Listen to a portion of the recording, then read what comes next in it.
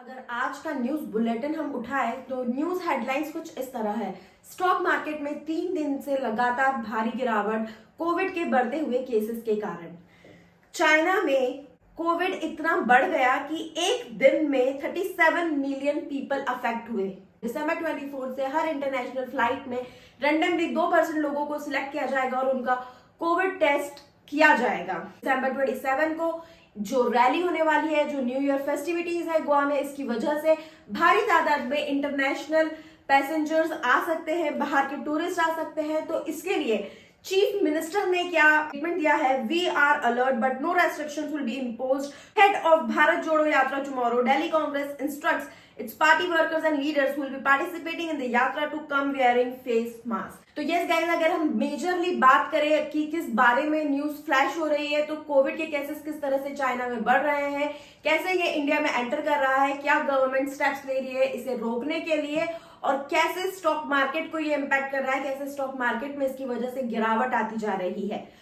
तो क्या ये सारी न्यूज सुन के, ये सब देख के आप भी एक बहुत ही स्ट्रेस्ड सिचुएशन में है? क्या आपको भी ऐसा लगता है कि 2019-20 की तरह, जैसे दिसंबर 2019 से कोविड-19 ने आना स्टार्ट किया था और मार्च 20 तक वर्ल्ड वाइड लॉकडाउन लगा दिया था, क्या वापस वैसी सिचुएशन आ सकती है? क्या आप अपने इन्वेस्टमेंट्स को लेके स्ट्रेस में है? तो welcome you all to Investopedia India, world of wealth creation to Shifa Aligarh. आज के इस वीडियो में हम एनालाइज करेंगे एग्जैक्ट सिचुएशन क्या है, क्या फ्यूचर प्रोस्पेक्ट हो सकते हैं, और पैनिक होने की जगह हम ये देखेंगे कि कैसे स्ट्रेटेजिकली हम इस सिचुएशन से बेनिफिट हो सकते हैं। तो पूरा वीडियो जरूर देखिएगा, और कई मेरे व्यूअर्स हैं जिनके बहुत सारे क्वेश्चंस हैं, वो उनके भी आंसर इसी वीडियो में मैं आपको दूंगी और बहुत अच्छी चीजें बताऊंगी जिससे आप डेफिनेटली इस स्ट्रेसफुल सिचुएशन से बाहर आ सकते हैं और अपने इन्वेस्टमेंट्स को बहुत अच्छे से प्लान कर सकते हैं। अभी इस सिनेरियो में जहां हम हैं, यहाँ से दो पॉसिबिलिटीज बनती है। एक पॉसिबिलिटी है कि जिस तरह से 2019 दिसंबर में चाइना में ये कोविड बढ़ने लगा था, चाइना हांगकांग में, एंड देन जनवरी 20 से सब जगह माइग्रेट होते होते मार्च 20 तक ये सब जगह सारी कंट्रीज में पहुंच गया था। सिमिलर सिचुएशन अभी हो कि तो दिसंबर 22 में ये चाइना में फैल रहा है और धीरे धीरे ये वर्ल्ड वाइड फैलने लगे। लॉकडाउन जो हुआ था मार्च 20 में, क्या वो होगा अभी? इसकी पॉसिबिलिटी बहुत बहुत कम है। अगर हम ये मान भी लें कि लॉकडाउन वाली सिचुएशन भी होती है, बहुत क्रिटिकल सिचुएशन भी हो जाती, तब भी उस टाइम के कंपैरेटिवली अभी एक चीज अच्छी है कि B it common man, B it governments, everyone is well equipped now. उस टाइम पे हमें ये नहीं पता था कि कोविड क्या है, कितना ज्यादा इम्पैक्टफुल ये हो सकता है, क्या क्या इसकी वजह से प्रॉब्लम्स हो सकती है, कैसे इसे कंट्रोल करना है, कैसे सिचुएशन को कंट्रोल करना है या डील करना है। लेकिन आज के डेट में गवर्नमेंट्स को, कॉमन मैन को ये सारी सिचुएशन पता है, कॉर्पोरेट हाउसेस को, everyone is equipped, everyone is well aware. वो कहते हैं ना कि अनदेखे डर से देखा हुआ डर ज्यादा बेटर है वाली सिचुएशन है। कोविड उस तरीके से आ जाता है तो क्या स्टॉक मार्केट में इम्पैक्ट होगा और किस तरह से हम अपने इन्वेस्टमेंट्स को प्लान कर सकते हैं, वो हम देखेंगे। और सेकंड सिचुएशन ये हो सकती है कि ये इतना ज्यादा ना फैले, जैसे बीच में भी बहुत सारे वेरिएंट्स की न्यूज आई थी और फिर कुछ दिनों में वो न्यूज दब गई थी, उसी तरह से ये न्यूज भी दब जाए एंड मोमेंटरी ये कंसोलिडेशन हो जाए मार्केट में एंड देन चीजें वापस से रिवैम्प हो जाए। तो अब हम पहले वाली सिचुएशन देखते हैं कि कोविड एक्चुअली स्प्रेड होगा चाइना से बाहर की कंट्रीज में भी। अभी इंडिया में 4 केसेस मिल गए हैं नए वेरिएंट के, और आगे वाले टाइम में ये बढ़ते जाएंगे सारे प्रिकॉशनरी मेजर्स लेने के बाद भी। तब भी अगर ऐसा होता है तो सिचुएशन क्या होगी वो हम देखते हैं। देखिए, आपकी स्क्रीन पर एक चार्ट है जिसमें हमने ब्लू लाइन जो आप देखेंगे वो है सेंसेक्स को रिप्रेजेंट कर रही है, और जो रेड लाइन है, येलो कलर करा हुआ है, और रेड जो लाइन है वो कोविड-19 के नए केसेस को डिपिक्ट कर रही है। तो 30 जनवरी 2020 में कोविड केसेस सबसे कम थे और मार्केट जो था वो 40,913 के लेवल्स पे था। उसके बाद में कोविड केसेस बढ़ना स्टार्ट हुए 24 मार्च 2020, सेंसेक्स गिर के 25,638 पे आ गया। उसके बाद कोविड केसेस बढ़ते गए, स्टॉक मार्केट उससे नीचे नहीं गया, ये मैक्सिमम लो था, और उसके बाद वो थोड़ा थोड़ा फैल रहा, ऊपर नीचे होता रहा, कंसिस्टेंटली धीरे धीरे बढ़ता गया, और उसके बाद इसने अपनी पीक अचीव करी 52,516 की 16 फेब 2021 को।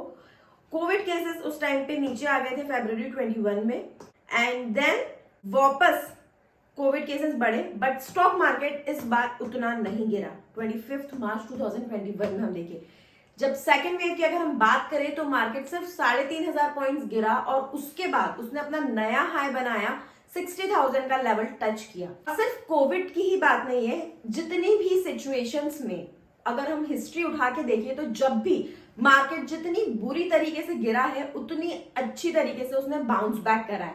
तो इससे एक चीज तो क्लियर है, अगर कोविड केसेस बढ़ते हैं, अगर सिचुएशन वर्स होती है और मार्केट और थोड़ा गिरता है, तब भी ओवरऑल लॉन्ग टर्म में बहुत अच्छा है स्टॉक मार्केट में इन्वेस्ट करना। पैनिक होने की कोई बात नहीं है। सेकंड, अगर ये कोविड केसेस नहीं बढ़ते, ये एक हाइप्ड न्यूज है, थोड़ा टाइम में चीजें कंट्रोल हो जाएगी, तब भी it's well and good, right. अब हम आगे देखते हैं कि इंडिया में प्रेजेंटली कोविड की क्या सिचुएशन है। तो आपकी स्क्रीन पर है एक दूसरा ग्राफ जिसमें ये बता पड़ रहा है कि एवरेज 155 केसेस हमें मिल रहे हैं इंडिया में कोविड के, which is lowest till date. अब हम स्ट्रेटेजी डिस्कस करें अपनी, उसके पहले जो पिछले वीडियोस में कुछ लोगों के इंपॉर्टेंट कमेंट्स थे उनके मैं आंसर देना चाहूंगी। तो पहला क्वेश्चन था सतनाम सिंह का कि IRFC का रेट नीचे आ गया है तो क्या एवरेज कर लेना चाहिए। तो आई वुड सजेस्ट कि अभी, क्योंकि सिचुएशन इज थोड़ा अनप्रिडिक्टेबल, आप अपना कैश इन हैंड ज्यादा रखिए, अपने पैसे को बचा के रखिए, ना कहीं ऐसे मतलब न्यू ईयर वाली वाइब्स की वजह से खर्च कर दीजिए, ना एकदम से स्टॉक्स के नीचे आए हुए रेट देख के पैनिक बाइंग कर लीजिए। थोड़ा सा अभी आप चीजों को ऑब्जर्व कीजिए, पैसा अभी अपना अपने पास रखिए, ना खर्च करना है ना इन्वेस्ट करना है, धीरे धीरे स्ट्रेटेजिकली हम इसको इन्वेस्ट करेंगे। सेकेंड क्वेश्चन था गीता अब्राहम का कि मैंने एक शॉर्ट बनाया था कि क्या निफ्टी के लेवल्स होंगे, क्या मॉर्गन स्टैनले ने प्रेडिक्ट किया है, क्या BOSF सिक्योरिटीज ने प्रेडिक्ट किया है। तो उस पे उन्होंने कहा था कि 18,000 के नीचे आ गया है इसका निफ्टी 50 का लेवल।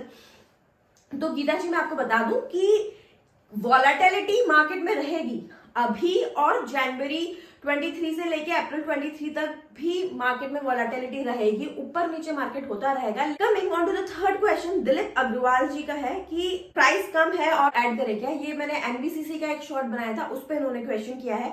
तो अगेन सेम आंसर जो मैंने पहले वाले क्वेश्चन में दिया था कि अभी थोड़ा सा रुकिए, किसी भी एवरेजिंग को करने के लिए थोड़ा सा भी हम मार्केट को टाइम देते हैं, थोड़ा सा अपना आसपास चीजें देखते हैं और उसके बाद हम अपना पैसा धीरे धीरे लगा के अपने स्टॉक्स को एवरेज करेंगे। Now coming on to the last question, Sharda Prasad का क्वेश्चन था विजया डायग्नोस्टिक के लिए लॉन्ग टर्म व्यू।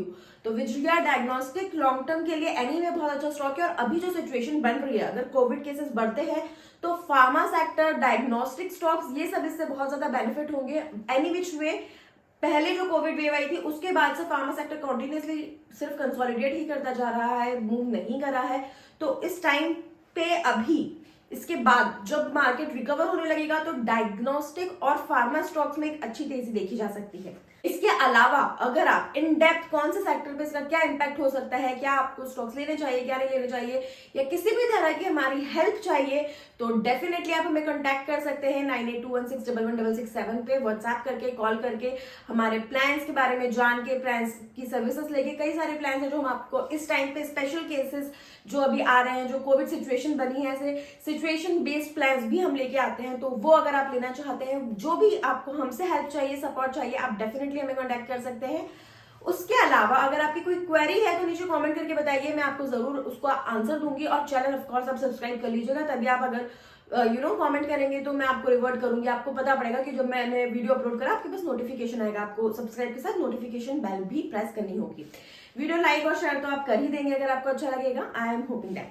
सो आगे चलते हैं, अब चाइना की क्या सिचुएशन बन रही है अभी इस ओवरऑल केस में, वो देखते हैं। तो चाइना की जो पॉपुलेशन है वो वर्ल्ड का 18.47% है।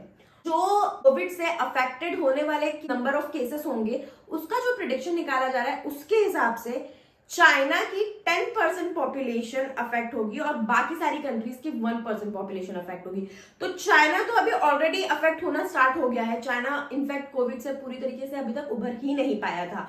तो इसका सबसे ज्यादा बेनिफिट किसको मिलेगा? इंडिया को। इंडिया की ग्रोथ स्टोरी अगर आप वर्ल्ड वाइड कहीं भी देखो अभी सबसे स्ट्रॉन्ग है, क्योंकि चाइना +1, यूरोप +1, इन सब का बेनिफिट मिलने वाली कंट्री सिर्फ एक है, that is India. Serum institute of India के मिस्टर पूनावाला क्या कहते हैं वो देखते हैं।